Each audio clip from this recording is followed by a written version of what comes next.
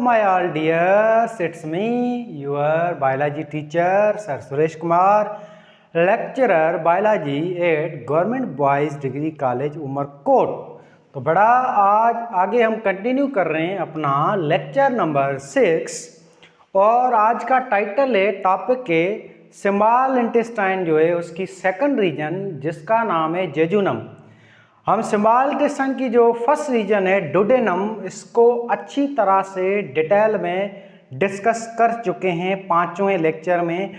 जिन बच्चों ने नहीं देखा वो लेक्चर देख लें ताकि कॉन्सेप्ट आगे वाला समझ में आ जाए। तो बड़ा डुडेनम में हमने पढ़ा था खाना जब आया था स्टमक में यहाँ पर, तो यहाँ पे 2 जूस आए थे और वो दोनों जूस जो थे, एक आपका लिवर का बनाया हुआ था, बाइल जूस से रिलीज हुआ था, उस जूस का नाम था बाइल जूस, और दूसरा जो था यहाँ पे पेंक्रियाज ऑर्गन था, उसका जूस था पेंक्रियाटिक जूस। इन दोनों जूसेस ने खाने को डाइजेस्ट किया, यहाँ पे खाना डाइजेस्ट हुआ था और यहाँ पे जो है मिल्क प्रोटीन और लिपिड की डाइजेशन मुकम्मल हो चुकी थी आपके डुडेनम में। अब ये खाना आगे आएगा सेकंड रीजन स्मॉल इंटेस्टाइन की जिसका नाम है जेजुनम।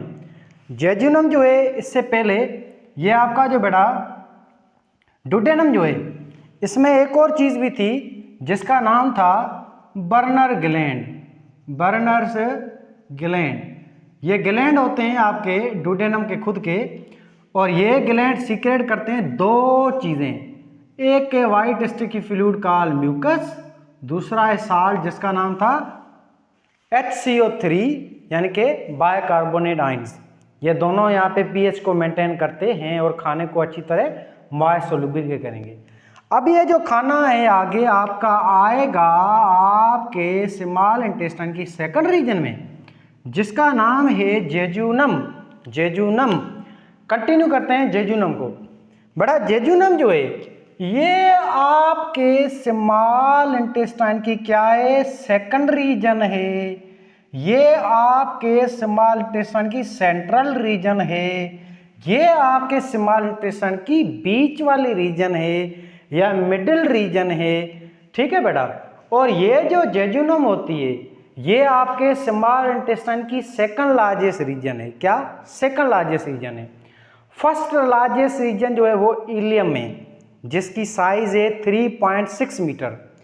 सेकंड लार्जेस्ट रीजन है ये जेजुनम और जेजुनम की साइज है 2.5 मीटर इसकी लेंथ है, सेकंड लार्जेस्ट रीजन है। स्मॉलेस्ट रीजन स्मॉल इंटेस्टाइन की ये है डुडेनम जिसकी साइज थी 25 सेंटीग्रेड या 30 सेंटीग्रेड, ठीक है बेटा। तो आगे ये खाना आएगा जेजुनम में। जेजुनम में जो है यहाँ पे नंबर 1 खाने की होगी डाइजेशन, खाना यहाँ पे टूटेगा। इसके अलावा जेजुनम एक और काम करता है, वो है खाने की एब्जॉर्प्शन। तो जेजुनम में इसके 2 काम है, खाने को डाइजेस्ट करना और खाने को एब्जॉर्ब भी करना। अब आगे बेटा ये जो आपका जेजुनम है, जेजुनम आपका स्टार्ट कहाँ से हो रहा है? It is start from duodenum, duodenum से हो रहा है और ये खत्म होता है कहाँ पे? इंड 8 थर्ड रीजन जिसका नाम है इलियम।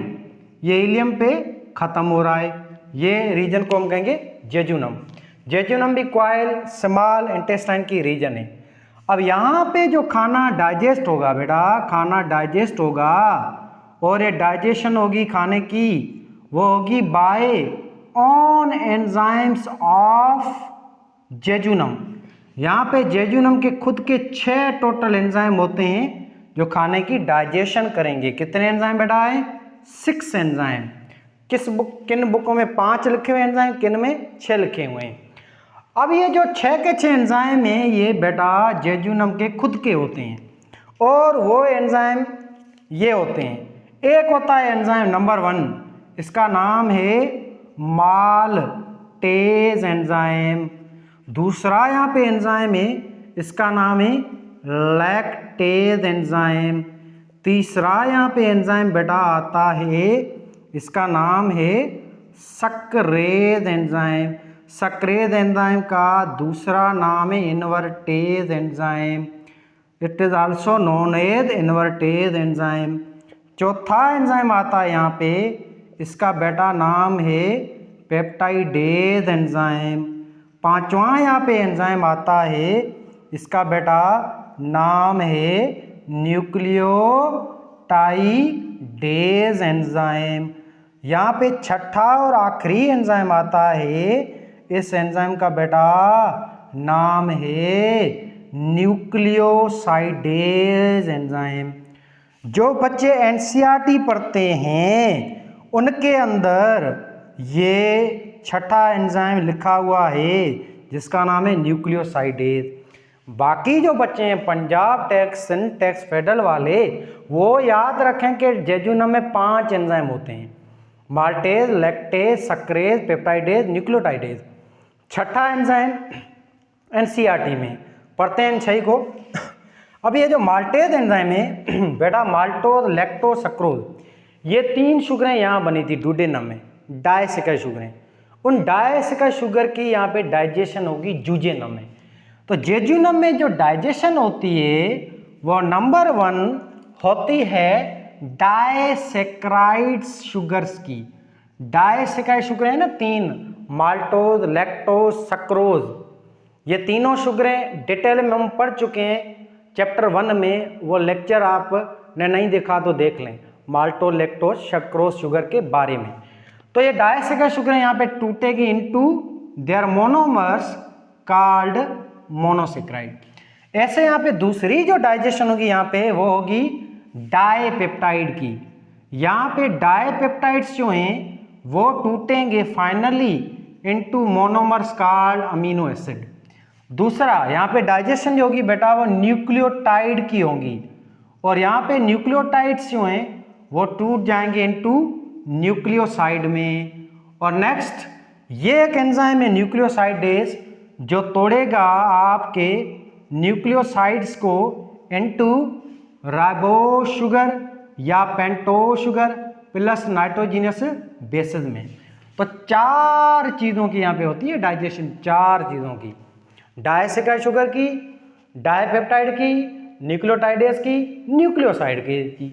और ये डाइजेशन करने वाले 6 एंजाइम हैं, ये आपके जेजुनम के खुद के हैं। डुडेनम का अपना एक ही एंजाइम था जिसका नाम था एंटीरोकाइनेज, जो हम पहले प्रीवियस लेक्चर में डिस्कस कर चुके हैं, जिसका काम था ट्राइप्सिनोजिन को एक्टिव करना इनटू ट्राइप्सिन में। जिन जो है उसको इंसान बनाना, सिंपल, ठीक है। अब चलते हैं इन एंजाइमों के ऊपर। माल्टेज एंजाइम आपको नाम से जाहिर हो रहा है मेरे बेटे, तो ये डाइजेस्ट करता है माल्टोज शुगर को, डायसेक्राइड शुगर को। माल्टोज शुगर इसका सबस्ट्रेट है, इसको ये एंजाइम जब खाएगा माल्टोज शुगर को, तो माल्टोज शुगर के बीच में ये 2 मोनोमर इनके बांड को ये तोड़ेगा। इसके नतीजे में माल्टोज शुगर टूटेगी, तो माल्टोज शुगर से 2 चीज़ें निकलेंगी, ग्लूकोज प्लस ग्लूकोज, ये 2 मोनोमर बन गए। तो यहाँ पे माल्टोज शुगर टूट जाएगी बेटा, ये माल्टोज शुगर है, ये टूट जाएगी 2 मॉलिक्यूल में, ग्लूकोज प्लस ग्लूकोज। तो माल्टोज शुगर की डाइजेशन यहाँ पे खत्म हुई, इसका काम तमाम। आगे लैक्टेज एंजाइम, ये डाइजेस्ट करेगा एक और शुगर, मिल्क शुगर, जिसका नाम है लैक्टोज शुगर। इसको ये लैक्टेज, एज का मतलब ये एंजाइम है, ओज का मतलब शुगर है। लैक्टोज शुगर को ये एंजाइम तोड़ेगा तो उससे निकलेंगे ये मोनोमर, ग्लूकोज प्लस में मोनोमर निकलेगा एक गैलेक्टोज।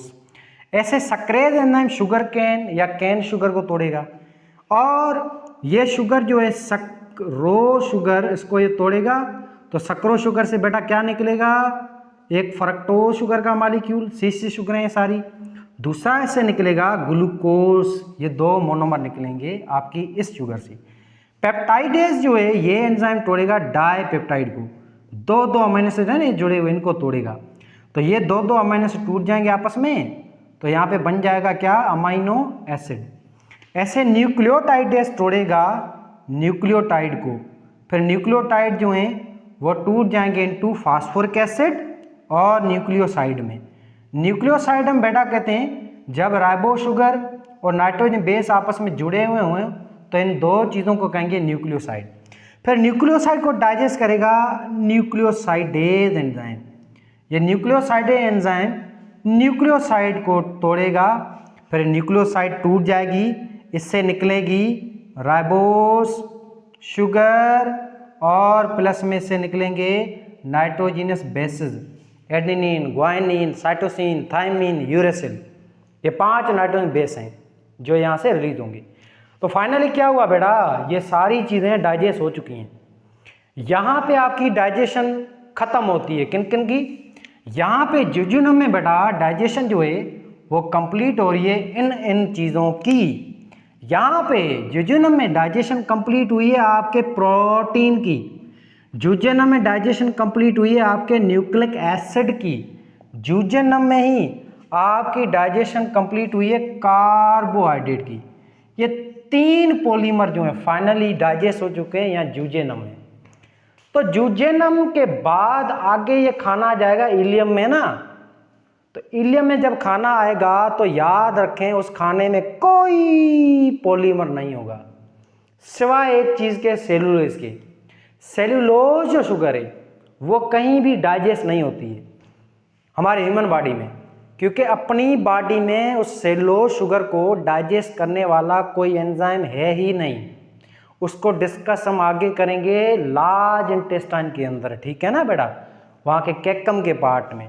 तो बहरहाल यहाँ पे हर चीज़ डाइजेस्ट हो चुकी है सिवाय सेलुलोज शुगर के ह्यूमन में। बाकी दूसरे जो जानवर हैं हर्बीवोर, उनमें सेलुलोज डाइजेस्ट होता है इनटू डायसेकर शुगर, सेलुलोबायोस, फिर सेलुलोबायो टूटा इनटू ग्लूकोज में। बहरहाल तो यहाँ पे ये सारी चीज़ें डाइजेस्ट हो चुकी हैं, खाना आपका मुकम्मल टूट चुका है इनटू मोनोमर में। अब इस खाने में प्रोटीन नहीं है, अमाइनो एसिड है। अब इस खाने में कार्बोहाइड्रेट नहीं है, ग्लूकोज हैं, बाकी शुगरें हैं, फ्रक्टोज वगैरह। अब इस खाने के अंदर बेटा कोई फैटी एसिड और ग्लिसरॉल है, कोई लिपिड नहीं है, कोई डीएनए आरएनए नहीं है। अब इस खाने में मौजूद है क्या? राइबो शुगरें, फास्फोरिक एसिड, नाइट्रोजनस बेसेस। तो यहाँ पे खाना आपका सिंपल कंप्लीट डाइजेस्ट हो चुका है, कंप्लीट डाइजेस्ट, और कंप्लीट डाइजेस्ट हो चुका है खाना। और अब इस खाने का यहाँ पे नाम पड़ेगा काइल। काइल, काइल जो नाम पड़ा वो यहाँ पे पड़ेगा इस खाने का जेजुनम में। काइल उस खाने को कहेंगे जो खाना 100% डाइजेस्टेड हो, कोई उसमें पॉलीमर ना हो, मोनोमर ही मोनोमर हो। क्लियर है यहाँ पे बात? कायम बना था स्टमक में, काइल बनाए जेजुनम में। यहाँ पे डाइजेशन मुकम्मल हुई और डाइजेशन सारे एंजाइमों ने किए। तो बेटा इस डाइजेशन को हम क्या बुलाएंगे? इसको हम बुलाएंगे केमिकल डाइजेशन, यानी कि ये डाइजेशन हुई है by the help of enzymes. Digestion होगी कंप्लीट, एक्स्ट्रासेलुलर डाइजेशन। डाइजेशन के बाद आपके जेजुनम का एक और भी काम है, वो क्या है? एब्जॉर्प्शन करना। आपका बेटा जेजुनम जो है वो एब्जॉर्प्शन भी करता है, और आपके जेजुनम के अंदर फिंगर लाइक स्ट्रक्चर होती हैं ऐसे, और इन फिंगर लाइक स्ट्रक्चर को कहा जाता है विलाय, और उसके अंदर और छोटी स्ट्रक्चर होती हैं फिंगर लाइक, जिनको माइक्रोविलाय कहा जाता है। इन विलाय और माइक्रोविलाय जो है बेटा, इस विलाय और माइक्रोविलाय, इन विलाय और माइक्रोविलाय के अंदर स्पेशल सेल होते हैं। इन सेलों को कहा जाता है एंटीरोसिस्ट, एंटीरोसिस्ट सेल्स। ये वो सेल होते हैं इनके अंदर जो करते हैं खाने की एब्जॉर्प्शन। ये वो सेल होते हैं इनमें जो खाने की एब्जॉर्प्शन करते हैं। यहाँ पे क्या क्या एब्जॉर्ब होता होगा? यहाँ पे एब्जॉर्ब होगा आपका नंबर 1 शुगर, आपकी ग्लूकोज वगैरह। दूसरी चीज़ यहाँ पे एब्जॉर्ब होगी अमाइनो एसिड। इसके अलावा यहाँ पे एब्जॉर्ब होगा फैटी एसिड। फैटी एसिड के अलावा यहाँ पे एब्जॉर्प्शन होगी विटामिन्स की। विटामिन्स हैं और प्लस में मिनरल्स हैं। खास तौर पे जो मिनरल्स हैं ना बेटा, मिनरल्स आयरन, निकल, कोबार, कॉपर, जिंक, मैग्नीशियम, आयरन, ये सारी चीज़ें सिर्फ और सिर्फ जुजुनम में होती हैं। बिल्कुल मोनोमर और कहीं पे भी एब्जॉर्ब होते हैं, जैसे कि मोनोमर यहाँ आपके स्टमक में भी हुए थे एब्जॉर्ब, आगे चलकर इलियम में भी होंगे। ऐसे वाटर है, साल्ट है, ये चीज़ें यहाँ पे आगे लार्ज इंटेस्टाइन में भी होंगी, आगे विटामिन भी एब्जॉर्ब होंगे, पर मिनरल्स जो है याद रखें वो सिर्फ और सिर्फ एब्जॉर्ब जो होते हैं, फिलहाल जो किताबों में लिखा हुआ है वो सिर्फ और सिर्फ यहाँ होते हैं जुजिनम के अंदर। तो ये था इसका मेन रोल आपके जेजुनम का, जिसको हमने डिस्कस कर लिया है। आगे अपना लेक्चर आएगा 7वां, वो आएगा ऑन इलियम के ऊपर।